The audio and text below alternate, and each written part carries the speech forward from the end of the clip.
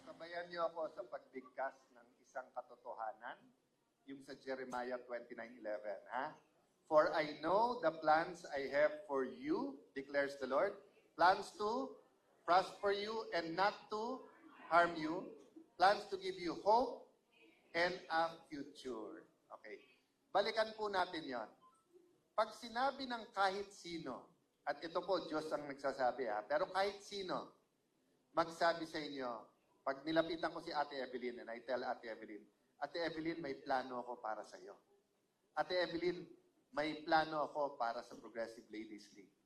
Ano po ibig sabihin pag sinabi mong may plano ka?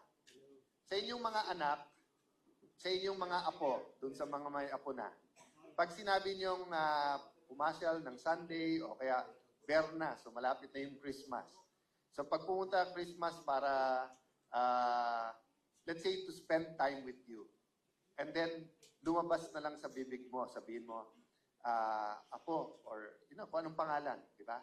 Kung si Cindy yon, o si Mark, o si John. John, may plano ko para sa iyo. What does that mean? First and foremost, it means may vision ka. Di ba? So, pag sinabi kong, Ate Evelyn, may plano ko sa iyo, so whether yun ay sa trabaho, whether yun ay sa posisyon, whether yun ay magbibiyahe ba kami, magmi-meeting, may nakita na ako. Di ba? Pero para makarating dun sa vision na yon, kailangan may plano. Di ba? Kasi pag lumapit ako at sinabi ko, uy, Mare, may vision ako para sa Santa Ana. Taguig. Medyo, sasabi niya, sige, mag-meeting kayo ni Pare kasi meron din siyang vision doon. Pwede rin, di ba? Pero pag sinabing, oy, Mare, anong plano ni Pare sa Santana? Di ba? Parang sa tao, it's more about and we can plan to death. Pero ang problema, vision ba ng Panginoon yon? So meron pong biblical principle which is in a verse na nagsasabi, di ba, na ang tao pwedeng plano ng plano. Okay? Pero ang masusunod ay ang purpose ng Panginoon. So, I mentioned that because going here, may tumawag sa akin na close friend ko. No? And he's been in high positions in this country. No? At nasa kongreso siya ngayon. At sabi niya sa akin, kapatid, kwentuhan naman tayo. Tapos sabi ko, bakit? Tapos sabi niya, wala naman in particular, pero magulo ngayon. Di ba? So, kumbaga, gusto lang niyang, yung parang makita ano nangyayari, di ba? Anong sitwasyon, anong opportunities, paano mag-navigate, ano yung mga tamang project, etc. No? So, nag-umpisa pa lang kami mag-usap. Sabi niya, hindi, kailangan tayo, mag-lunch or mag-kape. Tapos sabi ko, sige, pero habang hindi pa tayo nag-uusap, yung trio, wag mong kakalimutan. Purpose, vision, plans. Pag malinaw sa inyo yung purpose, makikita mo ng gusto yung vision. Pag may vision na, when you see it with your own eyes, di ba? Or the eyes of your mind, ika nga, then you will be able to do the plans. So, di ba si Walt Disney, when he planned Disneyland, no? Clear sa kanya yung purpose. Di ba? Yung entertainment, family entertainment, di ba? So, kunento nito doon sa isang libro at video ni Dr. Miles Monroe. Kaya sabi niya na si Walt Disney nagkaroon ng idea sa isang bagong ride. No? And gumawa siya ng upuan, linano niya, and then nung sinimulan na i-construct, uupo siya doon, madalas, titignan niya yung construction. Pero namatay siya bago matapos yung ride na bago. So nung natapos, nung inauguration, kasama nung asawa niya, ang mga officials ng Disneyland, ng Disney Corporation. Then sabi nung MC na we're so happy i-open natin tong bagong, hindi lang siya ride, pero isang area siya sa Disneyland. At sabi niya, sayang, hindi ito nakita na ni Walt Disney. Sabi niya, so it's sad that we can all see it today. We will unveil it today, but our founder, Walt Disney, was not able to see it. So nung nakuha nung byuda yung microphone, sabi niya, let me correct you. Today, we will all see it. But it's not true that Walt Disney did not see it. Because for the longest time, siya lang ang nakakakita. It's only him who saw the new ride. He would sit there, not only to see the development pag ginagawa, but to see kung yung nakita niya at ginagawa ay pareho. Di ba?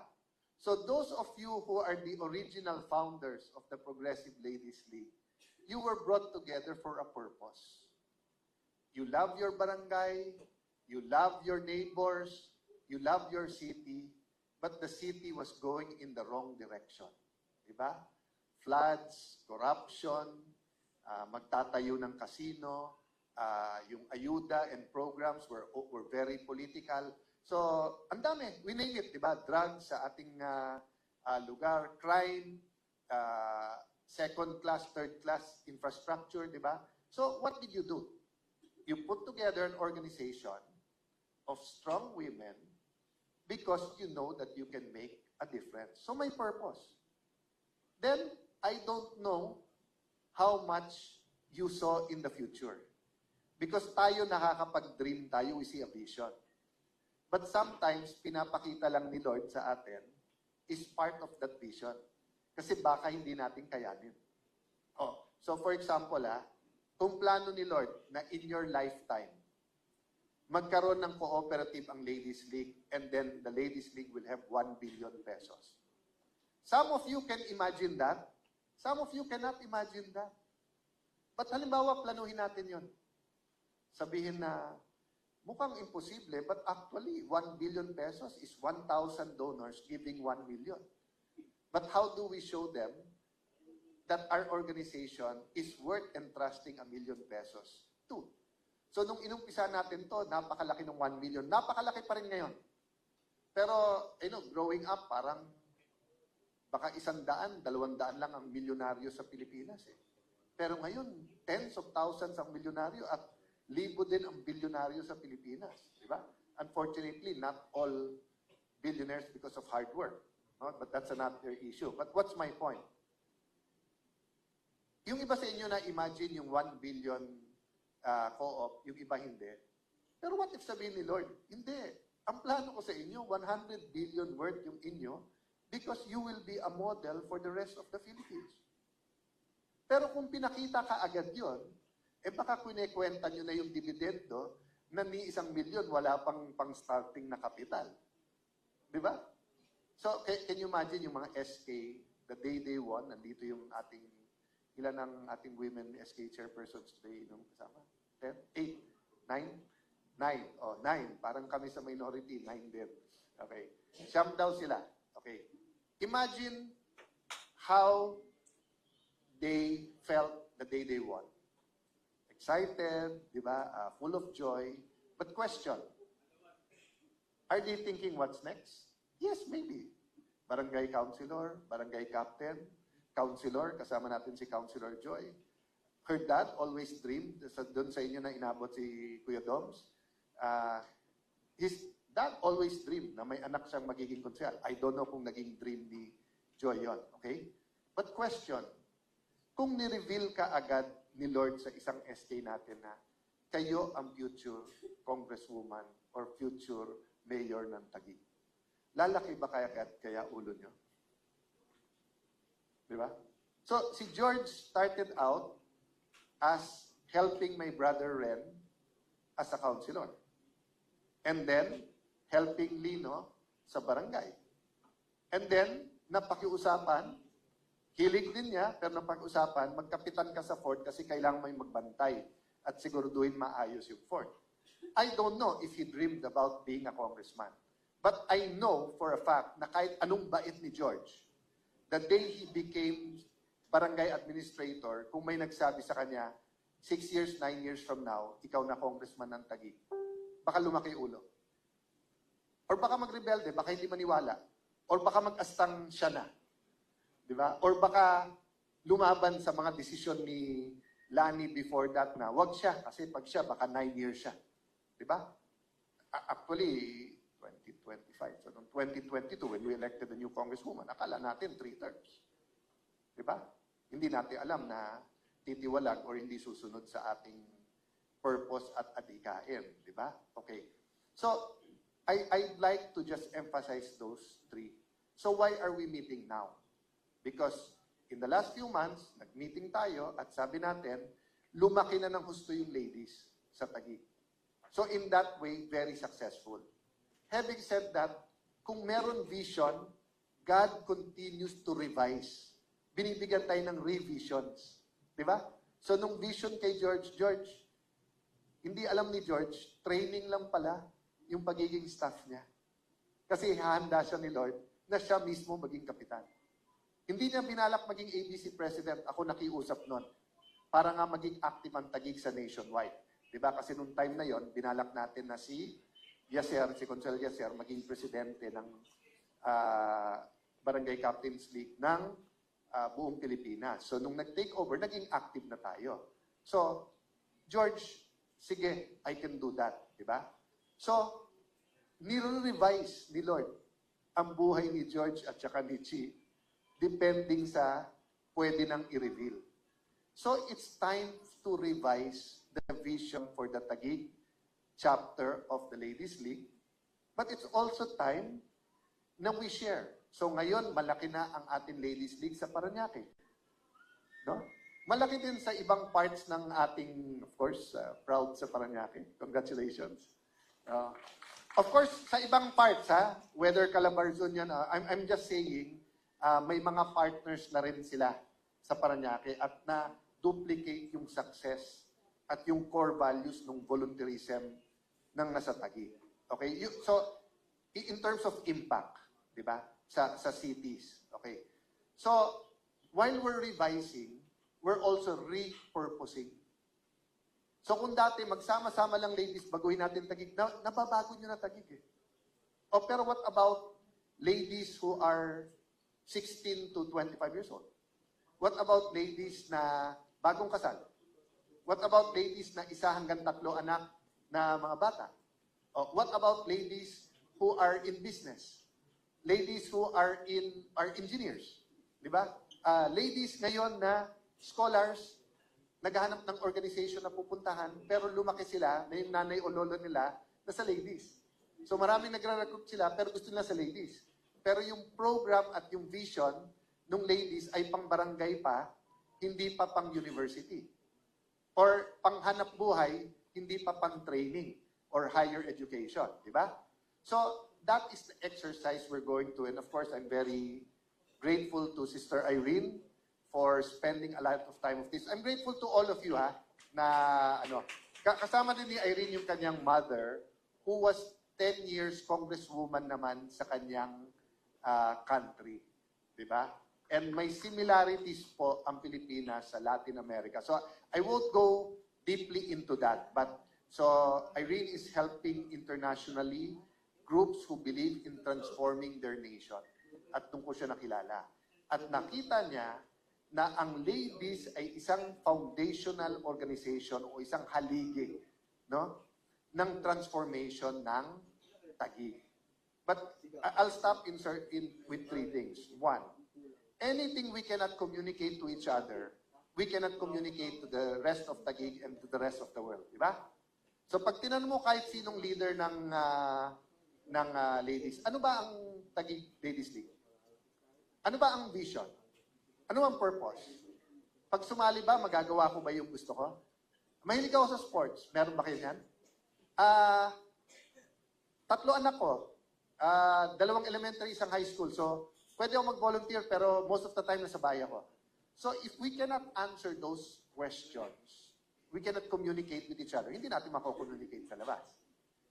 Madaling mag-communicate dati nung 300 lang yung ladies. Di ba? Or bawat barangay may 100 members. So, ng time na 18 barangays tayo, that's 1/8. Naging 28, naging 38. Di ba? So, nagbabago, kaya kailangan magbago din tayo. So do you remember nung unang lumabas yung Nokia na cellphone na may camera? O, di ba? Yung parang, you remember that, di ba? Na unang lumabas na may camera, tapos pwede kang kumuha ng picture, pwede mong gawin screen saver yon, di ba? Pero nagising yung Nokia isang araw na sobrang advanced nila. They were 60 ba o 70 or 80% of the cellphone market in the world. I'm not sure. It's between 60 to 80%. But a few years later, nagising sila, may iPhone, then later on Samsung, then all of the other brands ngayon na naiwanan sila. So, we cannot define ourselves based on past successes. Di ba? Part of our credential yon para pag tinanong, sino ba ang Ladies League? Ay, hindi sir, bago yan. Subok na yan. Pero kung wala tayong masasagot about the present and the future, baka manukiya tayo. Gigising tayo, medyo obsolete or nalipasan ng panahon. Di ba? So, kaya tayo nag-uusap, nagre-research, nagdi-discern, because that's the first point that I want to make. We have to, whatever you cannot communicate internally, we cannot communicate externally. So, it's my second point. We have to communicate yung core natin. Anong purpose natin? Anong vision natin? Anong plan? Of course, every subdivision, every other sector ng ladies, so kung meron tayong ladies for seniors, ladies for young people, working ladies, ladies working from home, ladies na nag-abroad, pero gusto nilang connected pa sa atin. Kung biglang pa-isa-isang ladies natin sa Dubai, sa Hong Kong, pero kung suddenly sa Hong Kong, 30 ng ladies nandun, baka magbuo sila ng chapter nila doon, di ba? So, kailangan yung substance, yung purpose, vision, and planning, klaro. And the third nga is that we're moving while we're planning. May mga bagay na sandali, di natin pwedeng umpisa niya na walang plano. Di ba? So, hindi, halimbawa, pwede ba tayo mag-reserve na ng seminar kung hindi natin alam sino isa-seminar natin at kung ilan? Pag tinanong nung, let's say, out of town yon, pag tinanong hotel, ilan ba kayo? 5 kwarto o 100 kwarto? Hindi natin masasagot. Pero may mga bagay na given sa atin. For example, given sa atin na buhay ang ladies, lalo natin pagagandahin mga programa natin. Di ba? Pero ito, halimbawa question. Do we focus muna sa existing members or do we continue getting members? Di ba? Wala namang problemang sabihin natin, sandali stop muna tayo for 6 months sa new members. Focus muna tayo. Pero tanong ko sa inyo, kung bawat meeting nyo, pamangkin nyo, anak nyo, kapitbahay nyo, sama ng sama, hindi nyo isasama? O kung sasabihin nyo, di ba na auntie, I'll wait for the 6 months before I join, di ba? Di ba na auntie, sige lang pero sama ng sama. O pahihintayin mo sa labas habang nagmi-meeting tayo? Siyempre, pag sinabing senior or eto lang, pero yung sabihin, eto, seminars, umiikot kayo bawat barangay, sama siya nandun siya. Na-prove niya sarili niya more than anyone else. Yung iba, hinahabol mo pa sumali, eto, ikaw hinahabol para sumali. So that's what I'm saying, that we're moving habang ginagawa pa rin natin lahat na to. So hingi lang po ako sa inyo ng konting patience, but I really believe po, di ba, na whatever God plan, kasama na dun po yung provisions at yung success. Di ba? So sabi nga po nila, parang seed. Sa loob ng seed, nandun na lahat ng kailangan maging puno. Hindi lang puno para maging forest. Ano na lang hinahanap? Yung tamang environment kung saan yan itatanim. So ang aayusin po natin, hindi yung seed. Kasi yung purpose natin, membership natin maganda.